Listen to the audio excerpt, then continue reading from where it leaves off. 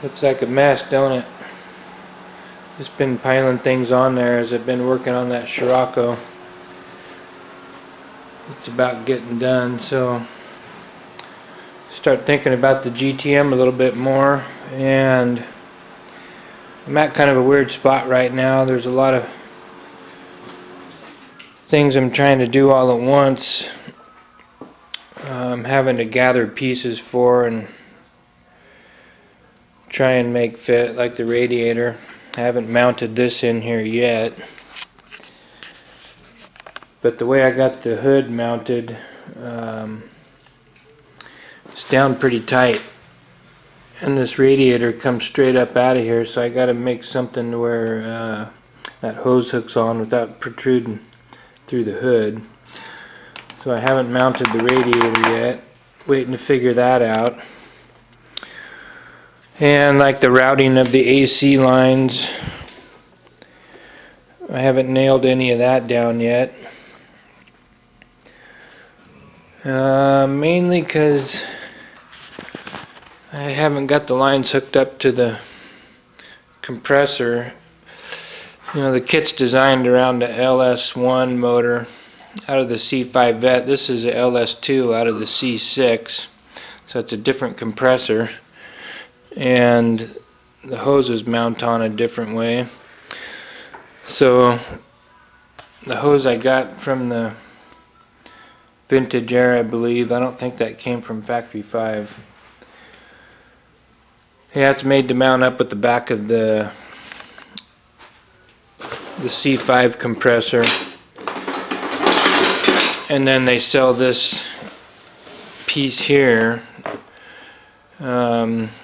which was adapted to work with the cook's headers, so it doesn't interfere with the header pipe coming out of the side of the motor there. So I could go buy another $200–300 compressor and hook that up to it, or I can spend $30 on the internet, and I got me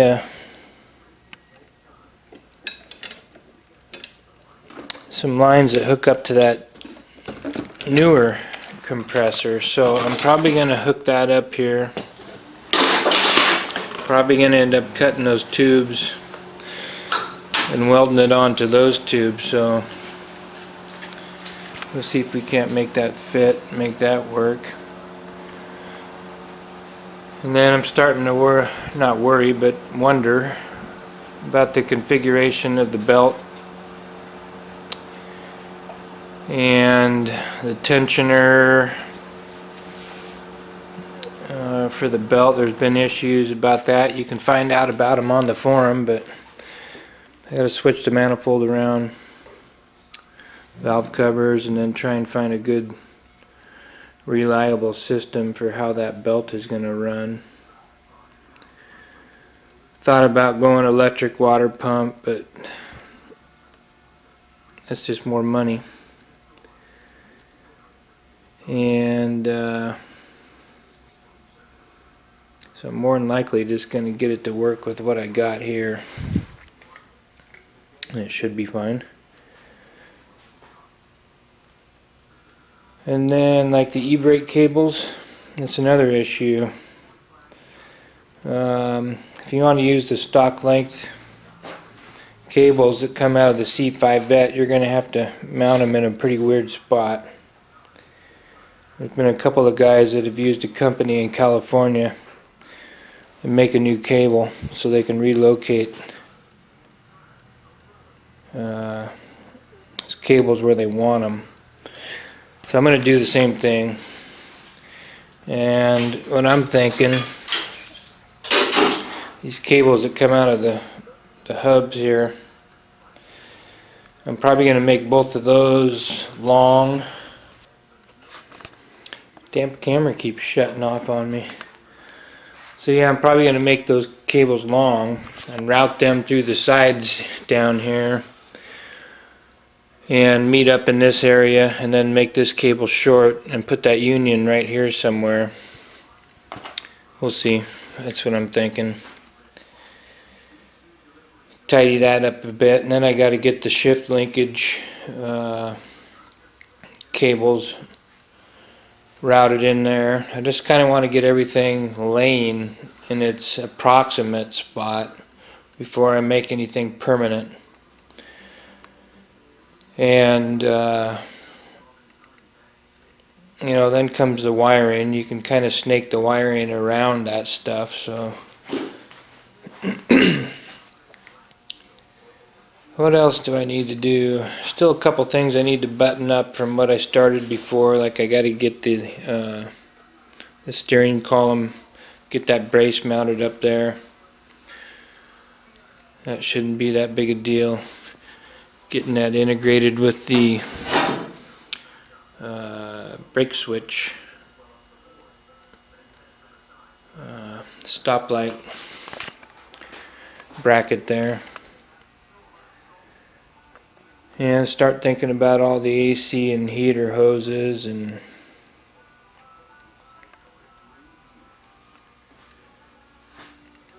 then start the wiring. When I do the wiring, I got to consider all the things that are going to be done in the completed car, like the things in the cockpit, like the stereo, you know, stuff like that. So try and keep the wiring as clean as possible. Fired a few cars before, and it's always kind of a pain when you get everything buttoned up, then you decide you needed to add a couple more wires, but you've already buttoned it up. So I want to try and avoid that this time. Plan it out a little bit better.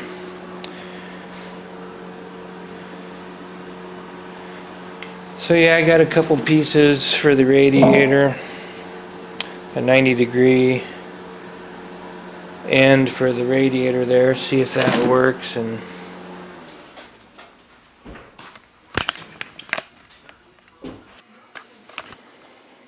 so there's what I came up with for the AC lines. Combination of bending these tubes around, using different parts of the tube with the different bends. You can only bend that so much and it starts to squish. So I'm going to use different pieces with the bends already in it. You know, since I had to cut and weld anyway, I'll just add this piece in because it's got a nice bend right there. And then I'll take that to my buddy, have him weld that up for me. I had to slice the inside of that tube to get a sharper bend right there to give myself clearance against that aluminum panel there. And should work. Come out with a decent length tube there, not pulling tight, not any extra slack. After I get it welded, I'll bolt it up in there and show you what it looks like. But the important thing to remember is I haven't ruined anything yet, so if I still need to go to the C5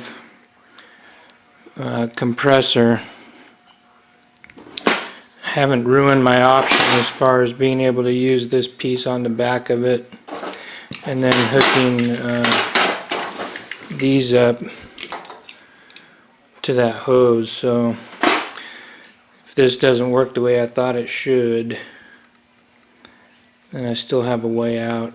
So we'll make an attempt and see if that works. And then this front part here,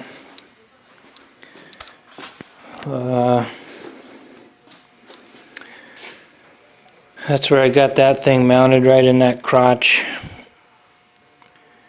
And I just took that rubber isolator out of there and pop riveted that to the rails. So that holds that good. It's a nice spot. This tube has got about as sharp a bend in it as I want to. Yeah, well, that's about as sharp as a bend as you can put in it without kinking. But that gets it out of the way. of the center here, which I want to keep open as much as possible for the battery. Got a couple more things squared around. Kind of get the routing of my lines in there, or the radiator hoses and the air conditioning lines, putting the battery in there, making sure I can remove it and put it back in without having to tear the car apart, hopefully. And I got another panel coming from Shane, which is going to come all the way across here. Since I'm not going to have the reservoir for the radiator right there, I'm going to put that in the back. And the front's kind of getting done and laid out the way I want it. None of this stuff is tied down. I want to make sure I got clearance for the hood right here. This radiator is mounted on the bottom part of this frame rather than the top, just to give myself more clearance right here.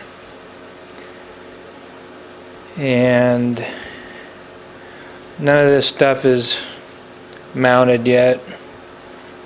It's still in the mock-up stage. I'm going to take all that back apart, and like these fans were used, they've been slid across the floor, so I'll get that painted up and shiny. Hung one of my wheels on there just to make sure the brake lines have clearance.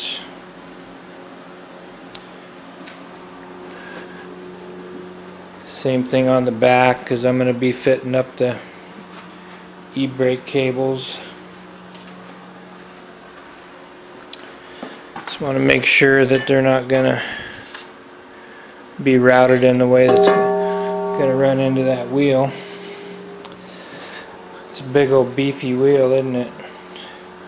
Going to be 12 inches of rubber on the ground.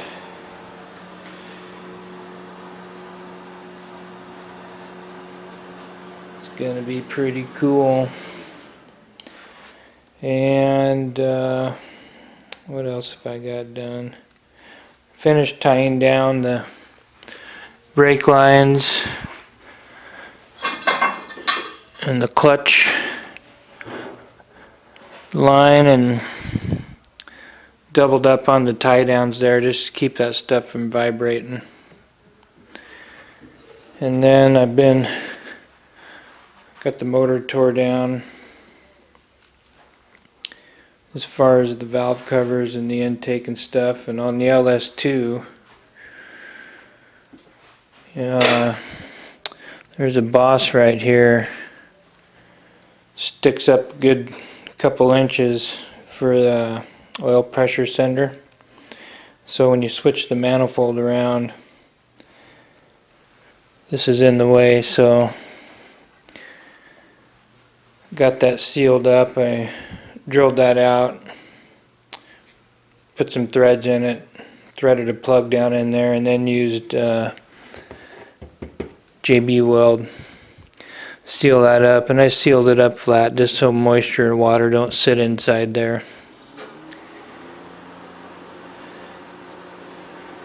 And it can't go through. Even if it did break loose, it can't fall into the engine. So should be okay. That right there is for the PCV system on a LS2. Been reading about that as far as venting for the PVC. They want fresh air coming in here, and then the dirty air coming out right here. So this will come in through the intake, filtered air, and then this will go into the throttle body and burnt back in through the motor. And then this one gets capped off, so that should be pretty easy. But everything looks good inside the motor. Like I say, this engine only had 200 miles on it. So pretty much looks brand new clean, which it should. This is pretty cool.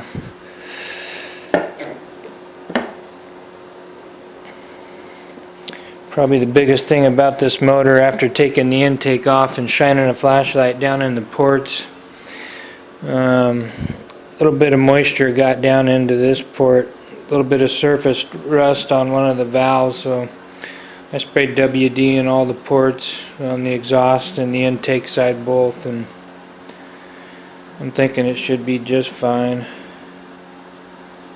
It's not too bad as far as rust goes. But yeah, it looks good. You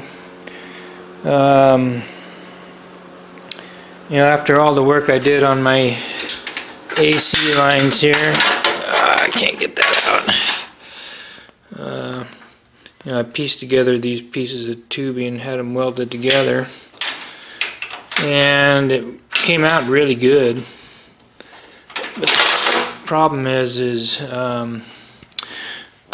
it won't clear my Cook's headers, so I got a remanufactured AC compressor for a C5 coming, thinking it's going to mount up to this mount here. I was looking, the C5 mount has an extension that comes off here for another idler pulley, which pinches the belt in between the tensioner and the idler.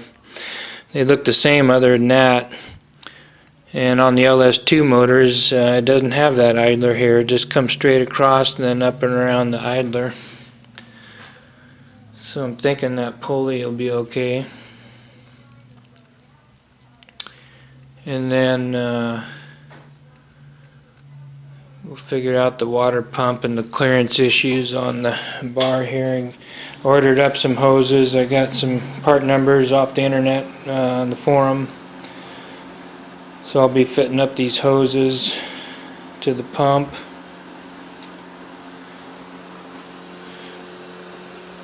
And I got all my fuel system stuff coming. A couple fuel filters, fuel pressure regulator, the pump, and a pressure gauge. So I've got a few items coming. Get some of this stuff narrowed down so I can start the electrical, all the wiring.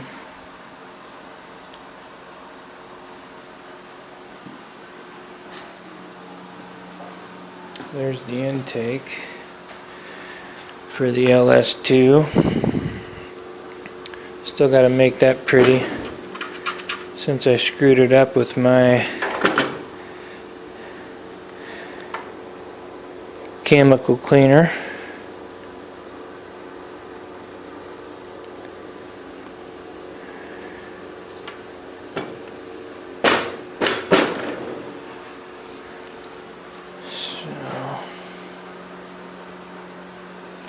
Oh, and then the shifter. I found the mounting bracket for that thing, and everybody's getting this is a shifter out of a Toyota Corolla, I think everybody's saying. People are getting on the internet and ordering a short shift kit, you know, so it lengthens it on the bottom and shortens it on the top, which gives you a shorter throw for your gears. And if you can see, this one's kind of angled away from the passenger, or from the driver. And there's been some guys take that apart and move it around and shorten it up themselves. Or you just get the one that's already done, which I'll probably do. There's my overflow tank. I decided I'm not going to use that big one. Covers up too much space back there, so we'll run that. And if I have problems down the road as far as not enough expansion for the hot water, then I'll change it out to a little bit bigger one. It should be okay. So yeah, I shouldn't have to run a catch can on this motor. They say the LS2 motor has that PVC valve in the valley, so you don't run any PVC valve, or you just run the hoses right through the intake. So